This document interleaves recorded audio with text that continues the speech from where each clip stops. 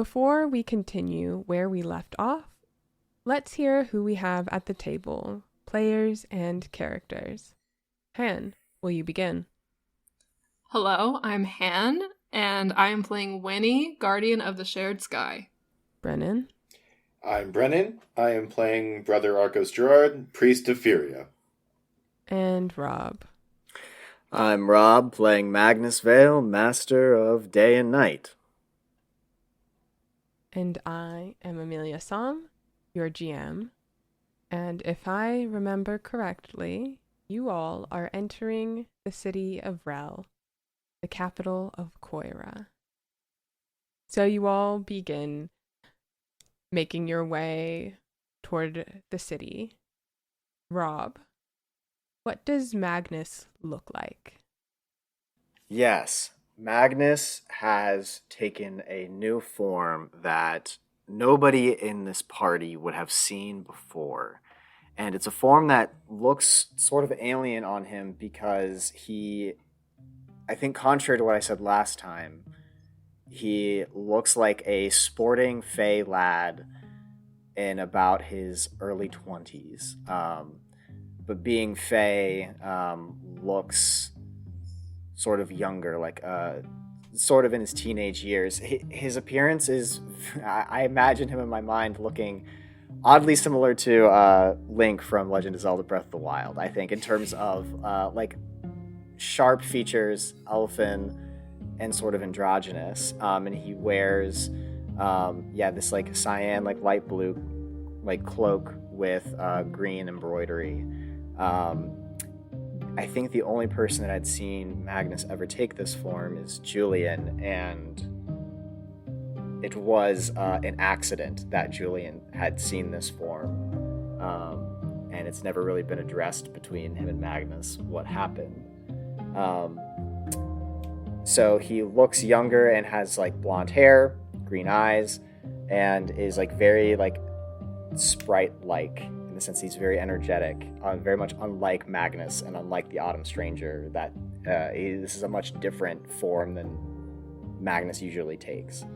And he has been so far just walking quietly towards the rear of the group and not really saying anything and kind of keeping quiet about the transformation. Okay. And you all head toward city gates. As you make your way up, you see a guard, rather plainly dressed, not incredibly adorned, wearing simple armor, who looks over all of you. What purpose do you have in Rel? Winnie's gonna walk up to the guard. Hi there. We have business at the Library of Anemoros. All of you? Yes. Yes, it's true.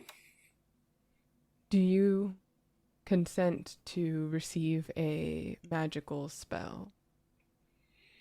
That depends on the type of spell. It is to discern your purpose here. Sure. Yeah. I look back at everyone else. Absolutely. I have no problem with that. Everyone else nods. And you see this guard take their hands and sort of kind of make a spade shape in between them, flat palmed above their forehead, and an eye forms. And as they take their hands apart, sort of tracing a circle in the air before they combine right around their waist, you see runes that are... This spell isn't necessarily entirely familiar to you, Magnus, but you do recognize the nature of the runes. It seems to be some sort of divination, and each of you feel a little tug as you look toward the center of this ornate menagerie of shapes and lines that have formed in this circle of glowing light in front of this person. Do you let whatever's being tugged be pulled from you? Yes, sure. Yeah, absolutely. Without restraint. Yes, except that this persona of Magnus is not really Magnus. So I think it would only get sort of a vague notion of like what. So I forgot to mention this form is called Luft. Luft is like not quite does not have the same necessarily like wants as Magnus, but would allow this magic to happen regardless. What does Luft want? Luft wants to get laid.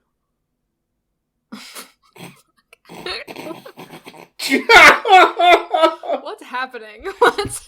We have Breath of the Wild Link in our party. Horny Breath of the Wild Link just traveling with us right now. As Horny Breath of the Wild has entered the chat. Which, like, uninvited. If you've ever played Breath of the Wild, everyone in that game is very openly so thirsty for Link. So, like, I feel like this is gonna work out to Luft's desires very quickly and easily. What is Luft's thing? Like, you know, like, you had, like, the Autumn Stranger, you know, Magnus has his, like, like, what is Luft's, like, shtick? So the just to recap, the Autumn Stranger was sort of a representation of the god Jorgund that Magnus worships. That is like synonymous with like hospitality and like the autumn and like the harvest. Luft is the a figure from sort of like an ancient story of Jorgund that is like the personification of springtime, fertility, and like a new beginning, and is known as the Wind Bringer. So he takes, yes, and he can take either the form of Luft or Lufta, male or female, although he's presenting himself as male, but he is sort of androgynous in that. Fae, sort of like, it's supposed to sort of represent like the potential of life, I suppose. And so this is another aspect of Jorgund that is very far distant from what Magnus typically thinks about with Jorgund, which is why it's sort of an accident that he's been transformed into this form. Well, okay, so to lay the cards on the table, Magnus did not intend to turn into Luft. Okay, gotcha.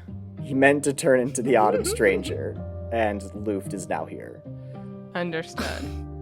All right.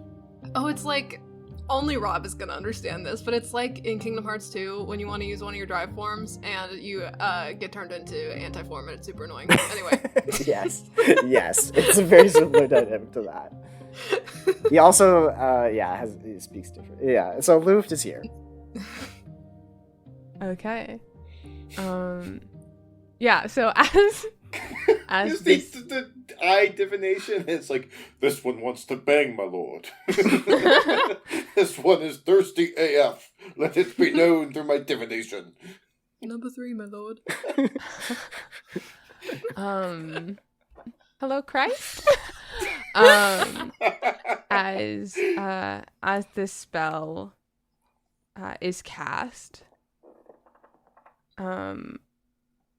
you all sort of release that, and this guard looks each and one of you over, making eye contact, and nods, and says, "Welcome to the city." And there is a gate. It is apparently illusory now, as you see the rock of the wall seem to part, not where the door of the gate is drawn, but in an arbitrary location, as if morphed away, creating an opening for you all to enter. And as you do, you are in this main thoroughfare. The city itself is like one large circle with 3 smaller circles off of the edge. So you are coming at the bottom of this large circle, kind of like I don't know what this shape is. It would be like Mickey Mouse almost, except there's like 3 of them for 3 zones of the city. And as you move inward, there is a large road that goes alongside the outer wall almost entirely continuously, with the exception of some structures. A lot of the buildings here are made out of stone. And they are formed. So you see, like, there's this the lower layers of the city, like the first story and maybe second story, at least, of most buildings is stone. Some are larger, and then many have wooden structures built on top. As you begin walking through, you all know the House of Sar is essentially all the way across the city, and it's contained to a district that's one of those smaller circles attached to this main one, essentially. But as you walk, you can see these stone buildings are an entirely different architecture from what is on top. They look old and ancient, but they're not worn and decrepit, which is notable. You and those of you who have been to Rel would be familiar with this, that the city itself is a sort of living history because there are so many mages who understand how to manipulate the earth. They have been meticulously preserving this as well as they can since in the memory of what it looked like after the last epoch.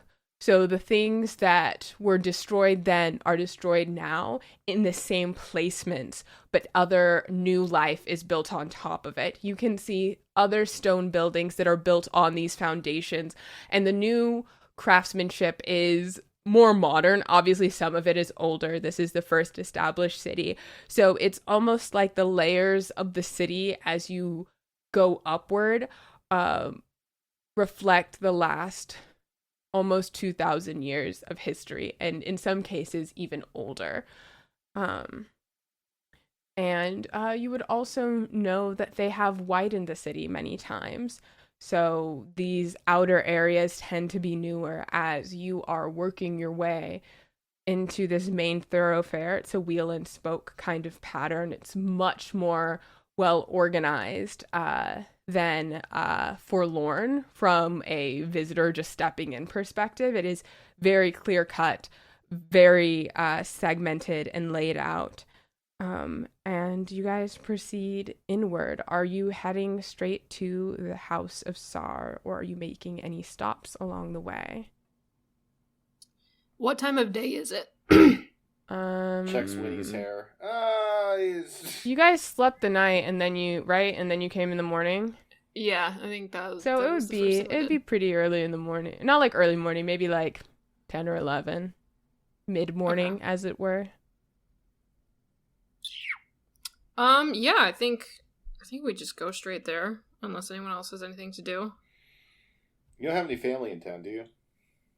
My sister is in town, but I am not going to go there with everyone. Yeah, I don't know if I would know that. Like, Winnie, would you like to visit your sister first? I'd rather not bring the whole parade to her apartment. Like, I'll probably stop by at some point when, like, there's some downtime. Like, I don't think she would appreciate me bringing all my adventure buddies with me. That's something I can understand. Magnus can be a little unwieldy. Wait a minute. Magnus, what am I to call you in this particular form? That's a great question. Who the hell are you right now? Oh, I'm sorry I didn't introduce myself earlier. My name is Luft, and Magnus is taking a bit of a nap at the moment, so... Luft. Luft, with like a long... What does taking a nap mean? Like, can you hear me talking to you right now? I was going to ask the same question. Oh. You mean he really hasn't explained any of this to you? I mean, he changes into different forms every now and then, but she looks him up and down. We haven't gotten this one, and usually it's Magnus telling us that he's Magnus still. We don't usually get, like, a different driver here, so this is a little concerning. Yes, I don't know that I'm the right one to divulge all of that. That is to say, Magnus is, there's sort of a couple of us in here, and most of the time it's all Magnus. But I was getting a bit bored inside, and the Autumn Stranger's getting on in years, and so I just sort of pushed him out of the way and cut in line when he was doing the transformation spell, so I thought I'd stretch my legs. Maybe, meet a few of the locals. And he, waves over to, a girl over at a stand, I think, in the city. She kind of blushes and giggles to her friend. Oh my god. Oh, God. I kind of toss a glance at her end to see what his reaction is here. Or maybe Julian. I'm going to Not Julian. her end. Julian, yeah. I forgot Julian was here. Urin, I'm just gonna give you this one for free. Urin, so fucking confused. Yeah. Does not know I should have how to predicted that, process that face. As stone faced as Hurin usually is, but you can just see in his eyes that his metric for being able to tell whether or not something is weird is not really calibrated toward this group. And then you guys thinking that this is weird is now making him worried. Wait, okay, so this isn't normal. Great. Yeah. Julian looks a little, go ahead and make a notice check for me. Yeah, 6. Okay. On a 6, you can see that Julian looks a little uncomfortable. I shoot him a glance very, clearly. You know what's going on. Yeah, and he but, kind of... secretly, I don't expect him to pipe up right now, but, Yeah, you can see on? that he catches your gaze briefly. Well, I guess we can't really dote on this right now. Might as well just move forward. I'm sensing a bit of tension over my arrival, and I understand that, of course. Tension is not the word I would have used. I would say, Winnie, what would you say, Winnie? Unease. It's not against you, sweetheart. It's about Magnus, which is clearly not 100% you. Oh, see, no, we're in full agreement that this is Magnus's fault that you're unprepared for this. We can lie on the same side against Magnus, but I'm not going to say it's not Magnus's fault, or that were not his fault if it were not. Does that make sense? Yes, and he is getting on in years, and the past few months have not been kind to him. I don't know, truthfully, that I could have manifested as such if he hadn't been so run down.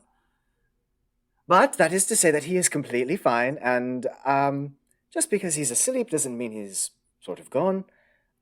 Magnus and I are attached, and have similarities, but are different people.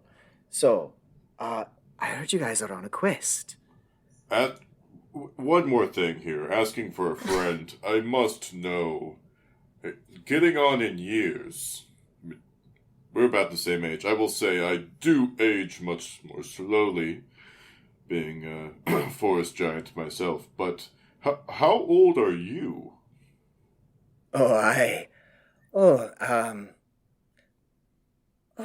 You know what's funny about this place? The mages here, they make it so it looks just like it did, say, 1,000 years ago. Oh my god. Alright, well, I have one last question. Should we need, 100% full Magnus, would we be able to get access to him at a moment's notice? So Luft does have access to all of Magnus's powers, just nothing additional. They're just sort of textured different, but it's still the same magic. So I think what Luft is going to do is, with a little bit more, wind magic attached to it, just summon sort of a normal fireball that Magnus would throw and say, "Oh, I am no lightweight, don't worry, I've had my fair share of scraps." Well, good enough for me, in that case.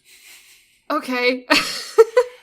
Alright, let's worry about this later, and I'm gonna move forward. Oh, we'll be sure to give Magnus a right talking to about your ignorance. It really is not responsible for him to keep this many secrets.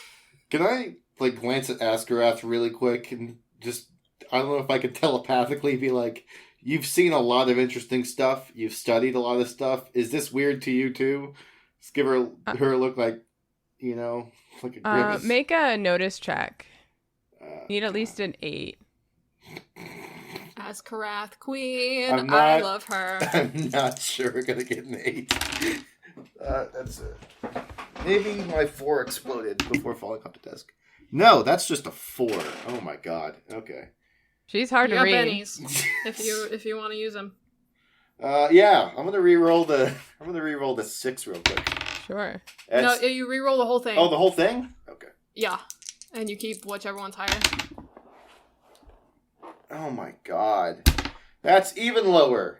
Oh man. So hard to read. She's been stone-faced this entire time. You can't even there's a cloak. You can't see with the hood. Can't even see her face. God damn it, guys. Has never been less nonplussed in her entire life. I guess I respect that. I do respect that. Asgrath probably likes a man with more meat on her bones than Luft, honestly. She's into the taller folk. I don't think that's what this is about. I'm just gonna That would never cross Luft's mind. He thinks that it's all that. You ever get summoned into existence for the first time in a while, and the first thing you do is wink at a random girl? Well, what else is a man supposed to do? I mean, hello, hi. Anyway, yes. In my desperate attempt to think about anything else, we are indeed going on a bit of a quest. Well, that's wonderful. I think I'll tag along if you don't mind. Yeah, I'd rather not lose you at this point. Well, losing you would also mean losing Magnus, which would be very unfortunate. Yeah, that's my point. That's yeah. Yes, you caught on there. Well, it's good to know that you care so much about me friend. And my roommate. And he taps his head. Do you have to do that? So worrying to hear. Can we ignore that? I just don't want to think about it. I also IRL. I'm like, the fuck is this about? Oh, Arcos, you need to relax and learn to smell the flowers. If you're not careful, your life will suck and pass you by. Eh? Tough crowd. Anyway, shall we get going? Yeah, let's get going. Please. As you all begin to walk through the city, going into older and older districts, the houses towering higher, or the structures towering higher, probably around 4 or 5 stories on average. You make your way toward the offshoot circle attached to the larger city that you would all recognize as the district referred to as the House of Sar. As you begin walking, it's an interesting thing. You're not running, you're going at a pretty normal pace, but you're not distracted. You've been making steady progress toward this part of the city. And yet, something seems to have gotten here before you. As you make your way through the crowds ambling, it's a busy morning. There are, street vendors and tents and tables out on these wide thoroughfares that you're taking. You have to shift a couple times. But you notice people seem to be looking out for you, every now and then whispering to each other. Some in awe, some curious. As it seems, news of the arrival of this group has preceded you. As you head toward the House of Sar, the street opens up into a natural sort of grassy land. You haven't seen much green space in the city. There are some terraces and small community gardens, but most of the farmland lies outside. There are these large, rounded, rectangular pillars extending upward in a sort of not quite a fence. There's maybe 10 feet in between them. They're each about 3 feet wide. 10 feet or 12 feet tall. They're uncarved, but they're positioned around the outside of the circle between here and the natural wall of the city, sort of completing an invisible circular shape around this area. Goes on maybe a few hundred feet of curvature, and behind them sort of offset rows of circular pillars inward and between you and this district of the city. There are some people kind of winding their way through. You see there's about 15 feet in between the outer row and the next row and the next row after that. You see some people are praying next to these, others have a blanket and are sitting, meditating. Some people are just talking, wandering through. There are patterns of stones on the ground that make walkways, but others are on the grass. This is the outermost stone garden that makes up the edge of the House of Sar.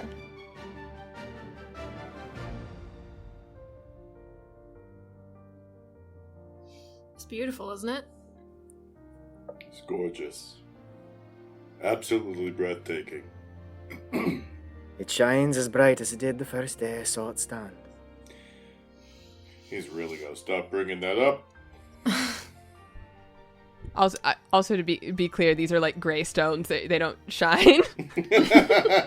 Sorry. He's a poetic lad, you know. Yeah, okay. I feel like I would notice that. Yeah, it's like very like Stonehenge kind of vibes here. Arcos would look at the dull stone and say like, yes, shines. Do you walk past this threshold? Yeah. Unless there's a reason I shouldn't be walking past the threshold.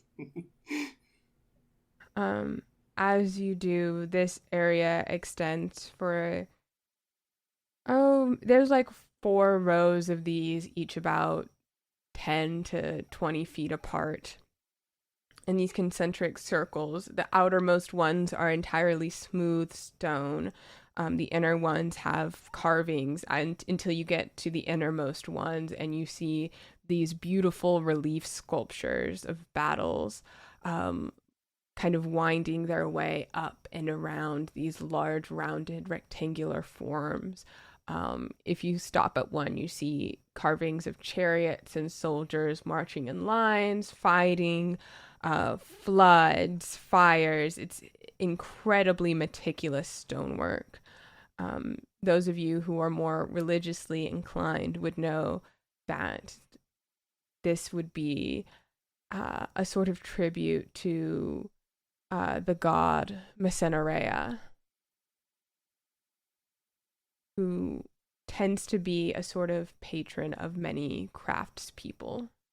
And as you press inward, the grass grows more lush, and inside this bustling city center, it grows into bushes and trees, many of which look unfamiliar to you all, except, I guess, Luft slightly, and Winnie, who recognize some of these forms as native to the Feywild. There is a lush thicket. You move through maybe a few dozens of feet. You can see, looking sideways, it almost seems like you're in the midst of a lush, dense forest and not inside a city. There is a fire and a log cabin off in the distance. There's a tree house even further, the kind that you see in the Feywild. As you begin, your stone path has become a dirt trodden underfoot, winding sort of meandering way back toward where you know deep within a temple to be. Do you stay along this path or do you go into the woods? I stay along the path. I know it's not good to wander off, especially when Fey type things are concerned. As you all walk along this path, again, a while, it is hard to judge distance. in this area, you come toward an area where the trees begin to clear and there's this beautiful lush clover all against the ground. Few inches high, soft and gentle. And you see a large building, not entirely unlike the chapel in Forlorn. Beautiful stained glass light, except instead of refracting several colors, it is a very clear golden yellow white. Beautifully long vaulted archways, a smooth marble. Unlike the Church of Forlorn, this isn't incorporated into trees. It feels like the glowing of the sun. And behind it, it extends into this beautifully tapered stone structure that you know is the House of Sar. And more importantly, the Library of Anemoros.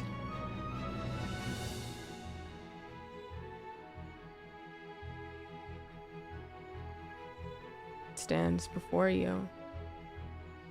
The clearing goes further beyond and out and around. This building is roughly the size of a city block. I always thought it was a bit overkill. I mean, how many books do you really need to store in one place, am I right? Well, they seem to be very important books. So it's not about the quantity, but perhaps the quality. Oh, sure, yes. Recorded memory of all things and all that. Or so they say. If I may, Luft, how much of Magnus's life are you completely aware of? I sort of drift in and out of conversations. I mean, most of the time he's talking about the most boring shite I could think of, like magical formulas and runes and all that. But I catch wind of a thing or hear or two, mostly out of context. It's sort of like hearing people talk when you're asleep. Huh. That's interesting. If you were to describe the relationship Magnus has with this particular place in 3 words or less, what would you give me? Or just describe it, either one. I like a good word game. Okay, 3 words to describe Magnus's relationship with this big fuck-off library. God damn it. Okay. Chaste. That's 1. By. That's 2. Librarians. That's 3. Chaste by librarian. Oh, that's a hard word to say. Chaste by librarians. Yes, chaste by librarians. Excellent. Well, in that particular case, we're going to be in our best behavior, right? Oh, of course. I wouldn't dream of doing anything untoward in a house such as this. I would hope not. Excellent. I must say it's a bit grand, but I've never been one to be able to avoid marveling at such craftsmanship. It's beautiful. The stone, that must have taken ages. I'm gonna walk over just casually to one of these trees and just kind of, I want to connect with this forest that is around it if possible. Yeah. I don't know, like, I think in the last episode I described Winnie kind of breathing with the land when she landed near here, so I think I want to do kind of the same thing, see if she can, like, feel the pulse, feel if it's, like, actually, you know, Ulfair related, that sort of thing. Yeah. I can make a check if you want me to. I think, did we have you make a spirit check, or... I don't think I made a check before. Okay, for this one, since you're trying to glean information, and there's some other stuff here too, I would love for you to make a spirit check. Perfect. Ooh, I have a D8 in that. Love to see it. That's a 10. Okay, with a 10, the first thing I will give you is, as Winnie takes a deep breath, your hand on the tree, you feel your heart beating and the pulse of blood and that energy within you and the vibration of that movement in your hand upon the bark of the tree, and you feel the tree absorbing that, and the movement of the sap within, and the movement of the bark along the tree ever so slowly upward and growing outward, and you feel that familiarity. It is a vibration and a song that you know well. And as it extends up and outward, it's downward into the roots of Kraith that you know, the way the dirt here feels, that anchor, different than the one in Ulfair.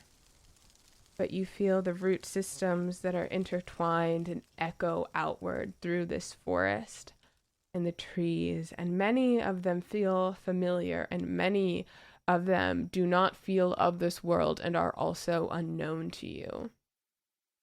So while there is the presence of a lot of Fey energy and flora, you haven't seen any fauna yet. As you take this deep breath, flutter your eyes open, you also notice there are many plants here you do not recognize. The ones that you do, you can trace to Ulfair. Okay. I think as she gets that, familiarity back, a smile probably passes over her face, just out of instinct, feeling like she's back in Ulfair. Feeling that rejuvenation, that familiarity, that second home that she hasn't been to in a long time. But then kind of takes notes of the things that she's not super familiar with in her very hunter-ranger sort of instinct. Just kind of making a mental map of the land and what she doesn't recognize. And yeah, she just takes a deep breath. Oh, I could hear. And then she goes back and rejoins the group. You look like somebody that's just been welcome home. A little bit, in a way. Not quite, but a little bit. I take your meaning. All right, are we ready to go in? Lead the way.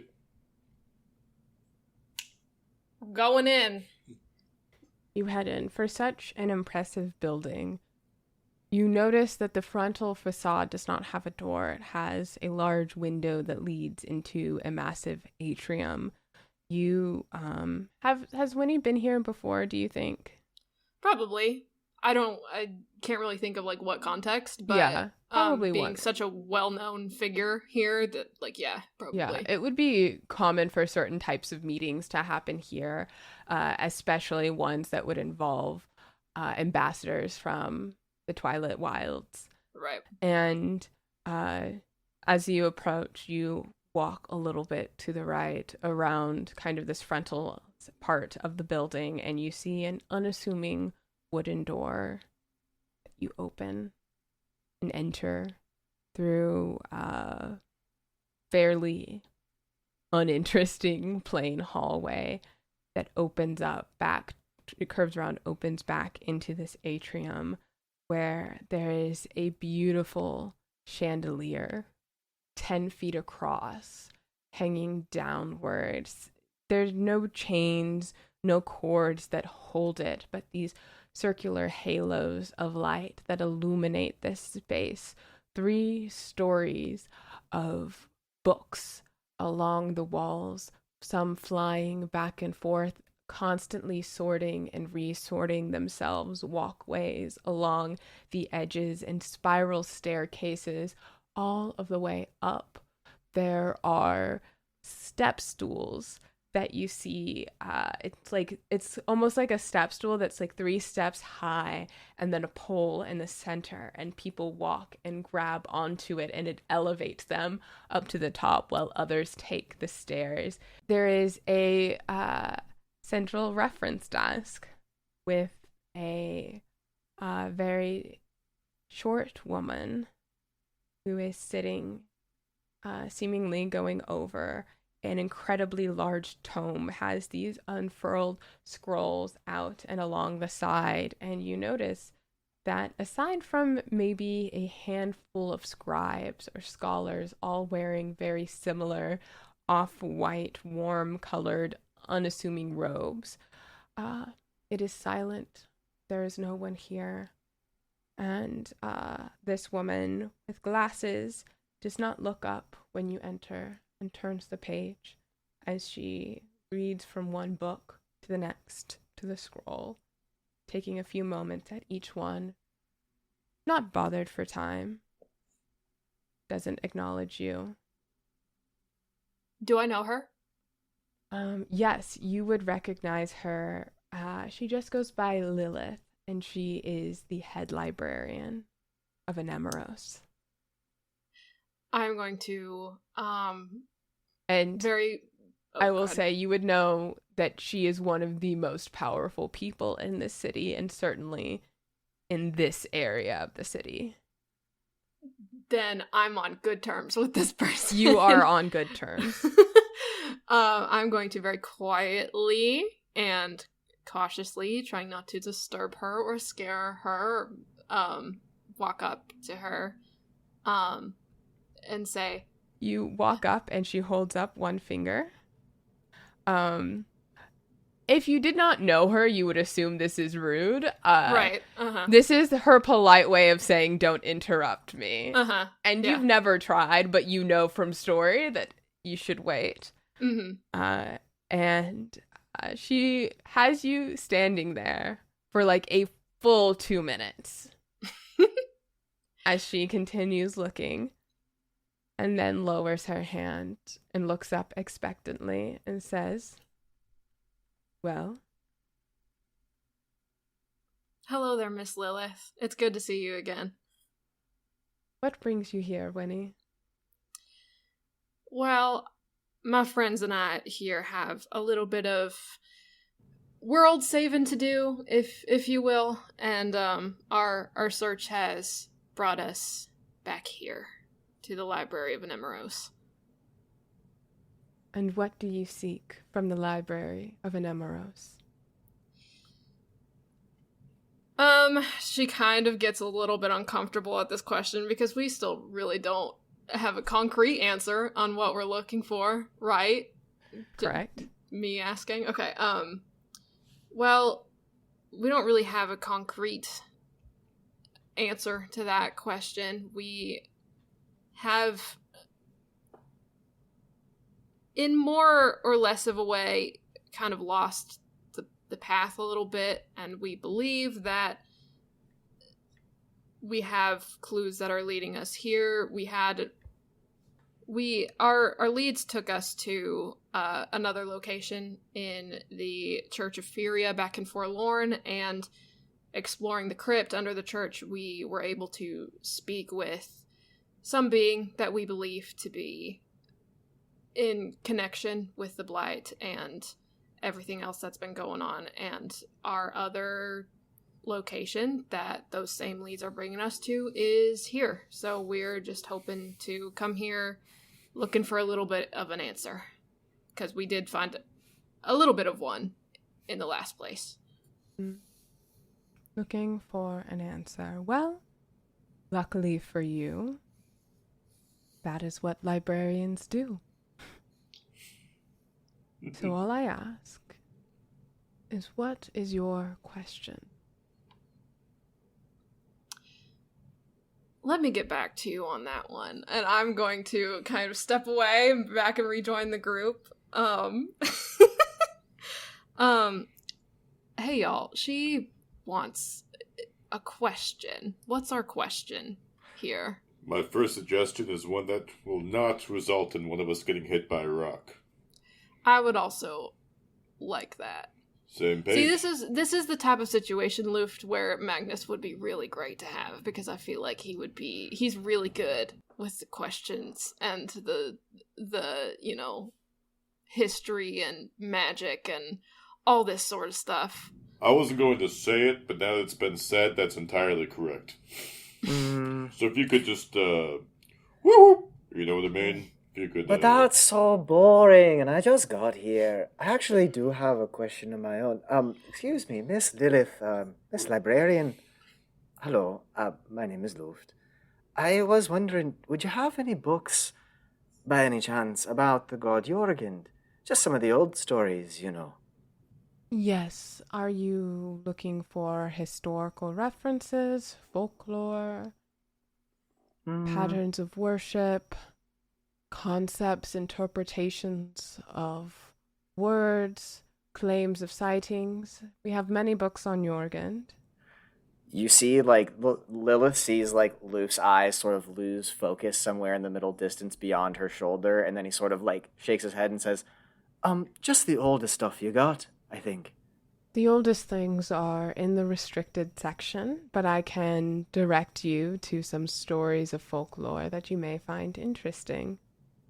Or perhaps I can put you in touch with Yoris Heath. Excuse me now, who's that? Self-described friend of Jorgen, represents many of his followers in an unofficial but very compelling capacity. Well, that sounds like an interesting man to talk to. I think that would be grand if you'd be so kind as to give me a way to contact him, and in the meantime I could read some of the non-restricted books, I suppose. She kind of makes this little flicking motion with a couple of her fingers, and a few books begin to fly off the shelves, which they all have been, and appear to float down gently in front of you. You have a stack of 4 books, and she says, Mr. Heath keeps to the forest. You'll find him in a cabin.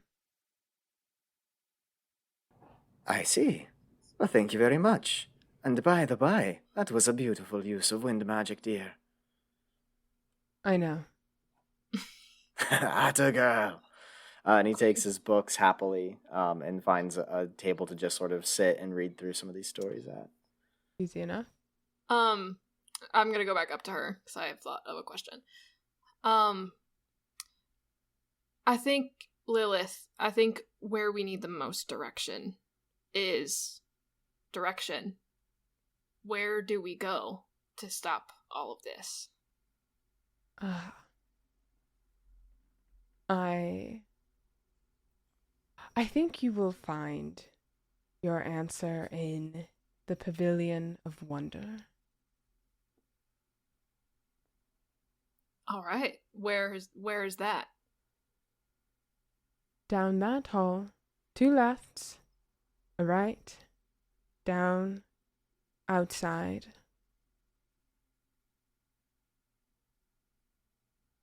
You'll know it when you see it. Got it. Understood. Thank you so much for all your help. I hope you have a lovely day. I do have a question of you. Yes, of course. Anything. And she kind of gestures toward Craig and Julian, who are just kind of off talking to each other a little bit in the back. Kind of what they do whenever you guys are like businessing. Yeah. The one with the crown. Yes. Could I speak with him? Is he under your care or? He's with us. Yeah. Craig. Yeah. And Craig comes over. And Craig says, "Let me guess. Weird prophecy stuff." And she just sort of nods at him. And he says, "Yeah, figures I'm just gonna go to the pavilion and figure that shit out." And she sort of raises her eyebrows and goes back to her book. All right, well, at least we're all heading to the same place. Yeah. Winnie, would you suggest we bring along Loof, or not to say we need to keep tabs on him?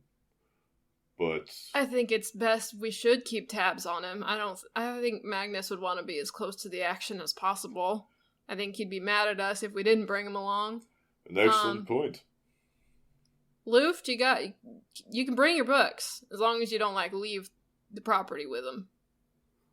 Oh, we're going now. Okay. He's gonna put them.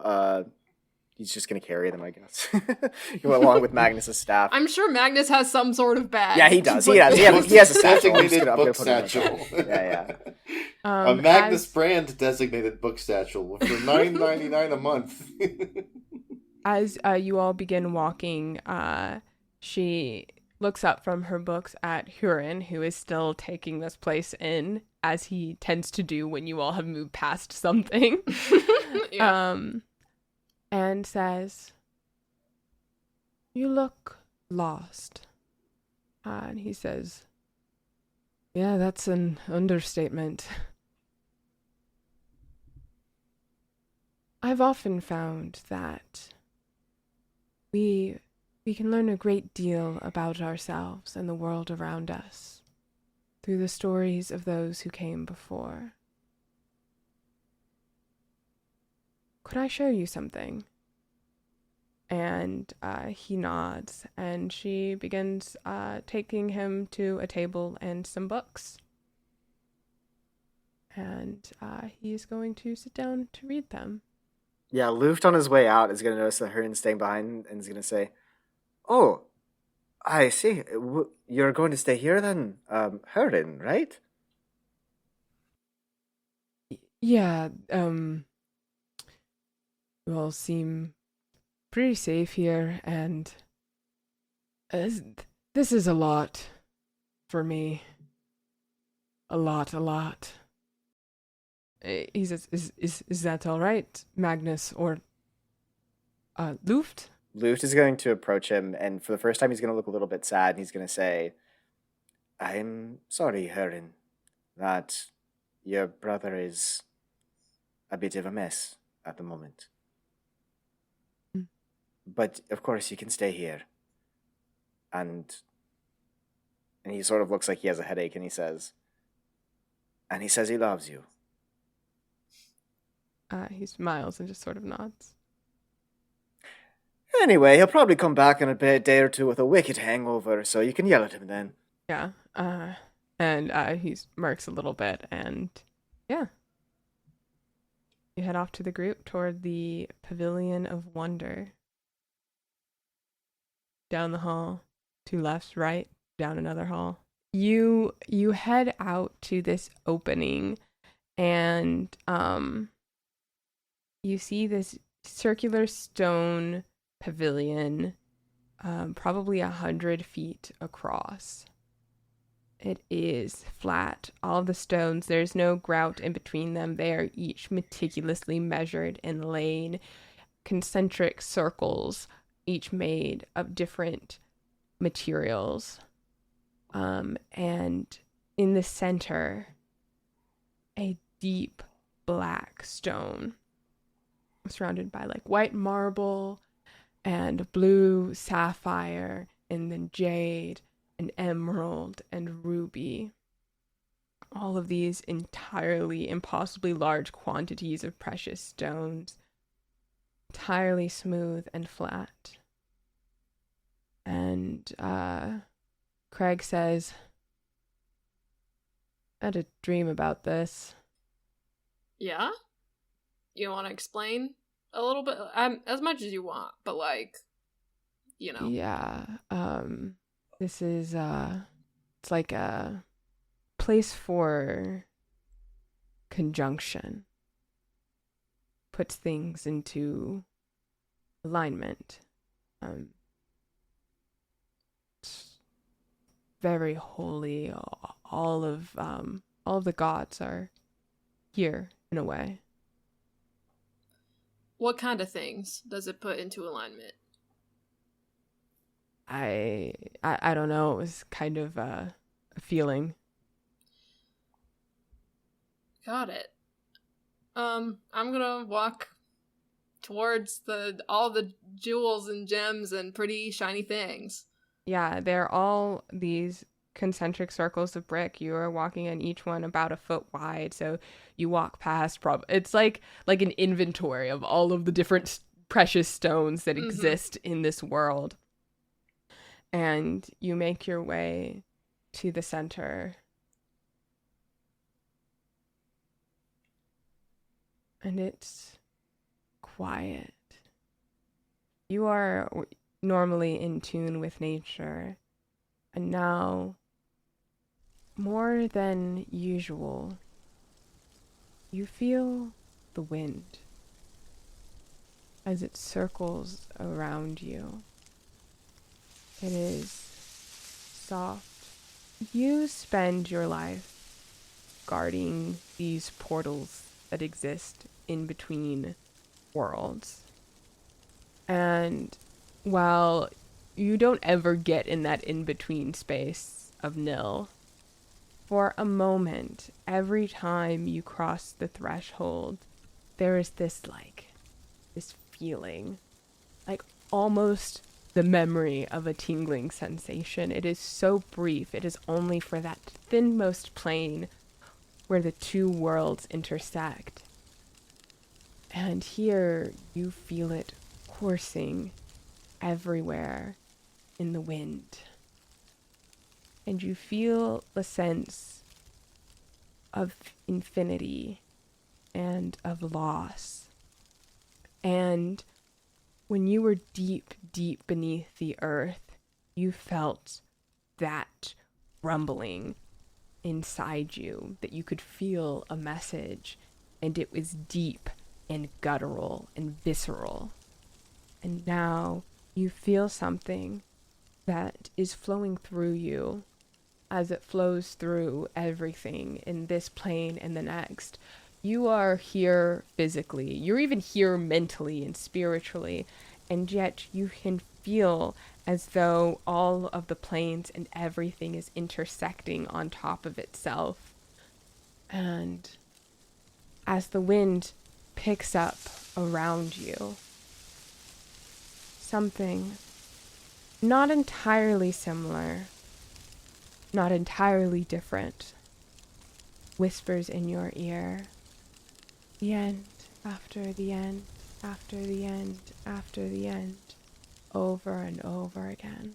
And the start before the start, before the start, before the start. And the middle, the middle, the middle, the middle, the middle. All of these. You've heard sounds on the wind. You've even occasionally sworn you heard voices in the dead of night, but maybe that's just some trick of Olfair. But here, you hear the wind as you never have before, as something that never truly ends, that never truly begins, and is always iterating in and of itself eternally. And you sit in that for however long as you want to. It's not oppressive. It's not unbearable. You're not under a siren spell. But for once in your life, you feel it, truly. I think Winnie sits in that for at least a few minutes. Just soaking it in, remembering what she's hearing, so she can, remember the sensation once she steps out of it. Has a clear memory of it once she leaves it. But I think she's also curious to see if other people feel the same way. So I think after a few minutes, she steps out. And you step out. And the wind dies down. But you still feel it. Air never really stops moving. And as you walk toward your friend, if you stand still and focus, you can still hear it whispering. But if you don't think about it, it's just wind. Have you seen a ghost, Winnie? Something much more than that, for sure. What could it be? I think you should see for yourself. Fair enough. Alright. And I'm going to advance toward the same spot, seeing if the same thing happens to me. You step in the center of this pavilion, and you wait. You're looking outward. There's some grass. There are trees further out that surround this whole area. You don't see anything. You don't feel anything. I am going to just walk back and look a little disappointed and say... Oh, sorry. Oh, sorry. You finish. I was going to walk back and look a little disappointed and say something, but is there something that happens on the way back? So maybe someone's like, just kidding. I did need to say something. Taps me on the shoulder. Feel that sense of disappointment. Like Winnie very clearly just had some kind of near religious experience. And you missed out, homie. Like, it was not there for you. Maybe Winnie sucked up all the magic juice while she was standing here or something. Sucked up all the wind. Yeah. As you turn to go and you take that first step, as soon as your foot hits the ground, you see a crack form. And it moves quickly and winding and jagged and jutting, and this crack opens and extends miles, and blackness underneath. You see, it is not just a crack. It is that syrupy, thick blight, and it comes straight from your foot, and it breaks the earth, and the earth upturns and shatters outward. You see a creature like you have never seen before, a rock titan. Your friends are pushed up as the earth erupts around it, and you see this giant rock behemoth in a physical struggle with some creature of fire and heat and light, and they are it's like Godzilla and fucking Mothra. Like, they are equally matched back and forth, and there are volcanic eruptions, and the sky is black, and you do not even know where you are standing as the entire earth peels out from inward and surrounds you. And this sort of tense exchange goes on for who knows how long, each of them lumbering so slowly, it seems, and yet all of it happening in a fraction of an instant, until this rock creature envelops the being of fire entirely, smothering it to its core. And you see scars begin to form. Areas where the fire begins to break through the surface of this creature, like volcanic ruptures. And they quiet and they fade in that deep, inky black that came out from your footstep. Forms like scars around this creature. And you feel an intense primordial pain, a deep, deep sorrow you don't quite know how to name. And you can tell it's from both of them. Whatever they were, whatever capacity they had to want, they didn't want where they were, and they didn't want what they are now.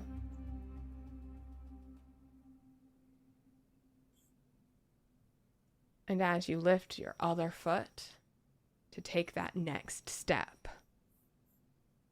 You are now 2 steps from the center of the pavilion. Everything is fine.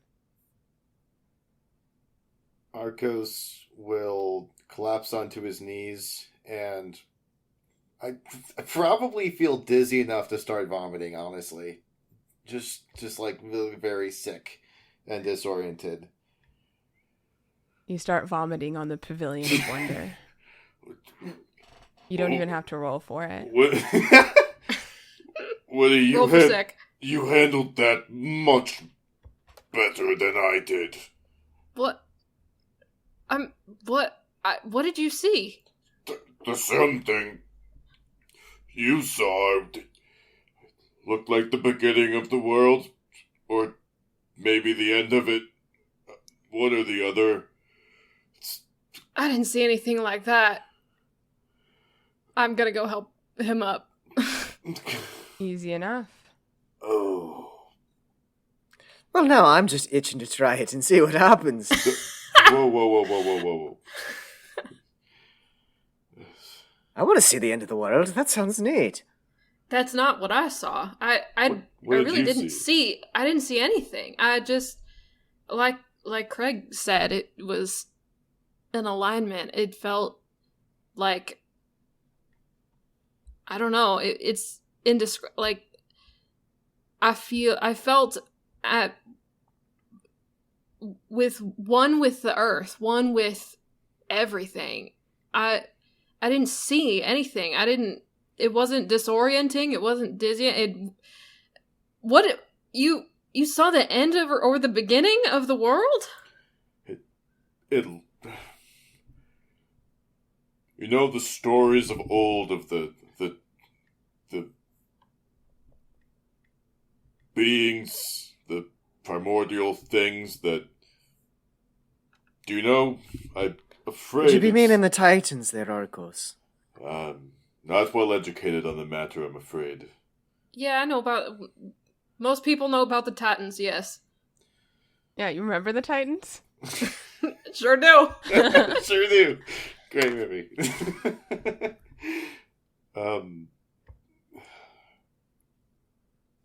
There's not a being alive who's not a deity who would perhaps recognize one, let alone myself, but I think I saw 2 of them at odds with one another. And what would you say the aspects of those Titans were? One of them was of rock, the other of fire. So, probably our Kratos and Alemnos, then. It seems logical. I would believe so. But a Titan, a being of... They're associated with the origins of our world. The birth of land and the birth of destruction. It didn't look like the birth of anything. It looked like they were old and one was trying to consume the other, and the rock... Kratos finally overcame his adversary, and it doesn't look like either one was satisfied. It didn't look like the birth of anything. Wait, so one of them beat the other? And he said the one that was on fire was the one that was consumed? If I'm being honest, I thought it would have been the other way around, but yes. Huh. But you could tell there was... God, I was not prepared for this level of existential All right, let's musings. sit you down and get you some water. Let's just... You could sorry, tell that we it shouldn't was be questioning you. still alive, or it didn't look like it was gone. It looked like it was alive inside of the other one. Okay. It's alright, big guy. Just have a seat and meditate on this. Let me get you a second opinion. And he's gonna start, sort of running towards the center of the Pavilion of Wonder. He's gonna, short hop over Arcos' vomit on the way there. He shield surfs into the middle. Hup! Yep! as you run toward the center of the pavilion, the second the ball of your foot touches down on that central circular piece, you feel something cut straight through you. And it goes straight to Magnus. And wherever Magnus's consciousness is right now, the both of you hear another whisper. And it says, "And weep." What do you think Luft does in that moment? So the voice just says, "And weep." Mm-hmm.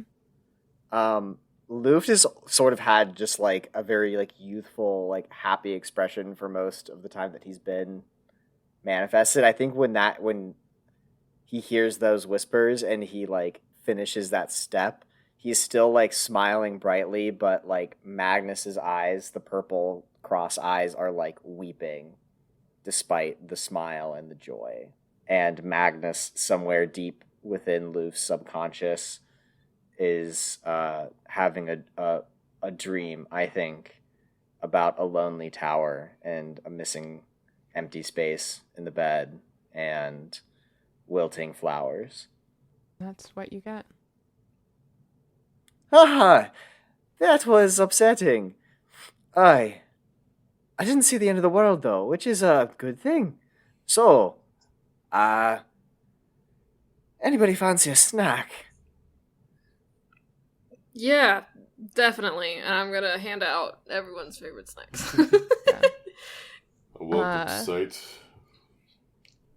This is a lot more dealing with primordial forces and deities than I was expecting this week.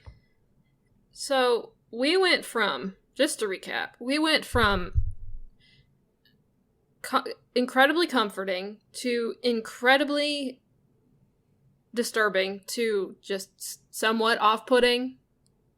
Am I got that right? I got that correct? Seemed to be an accurate assessment of the theological vibes. Julian initially looks toward Luft and then toward you, Winnie, and says, can I try it? Yeah. I mean, at your own risk. I'm sure Magnus would want you to jump head first. Cool.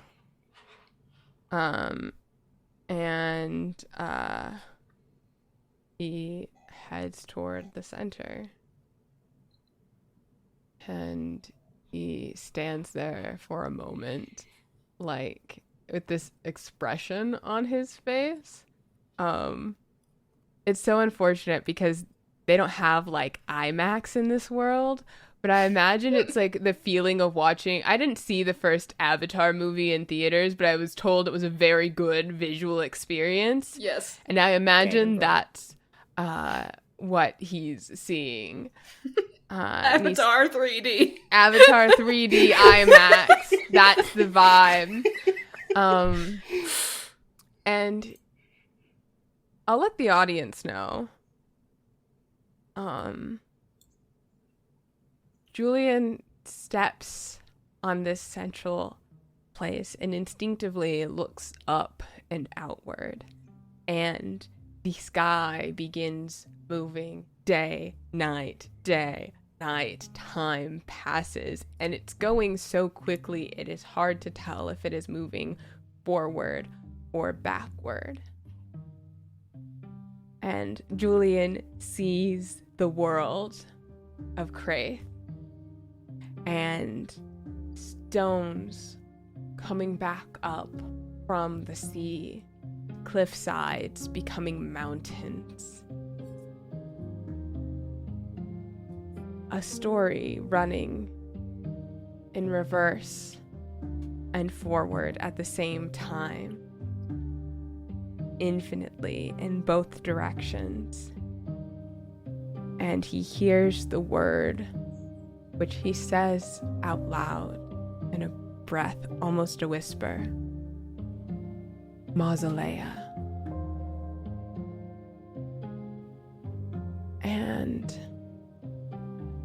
He looks and sees the creation and destruction of continents over and over again, slightly different. He sees himself standing here again and again, as if this moment stretches for eternity. And he steps off and says, "Do any of you know what that means? Mausolea."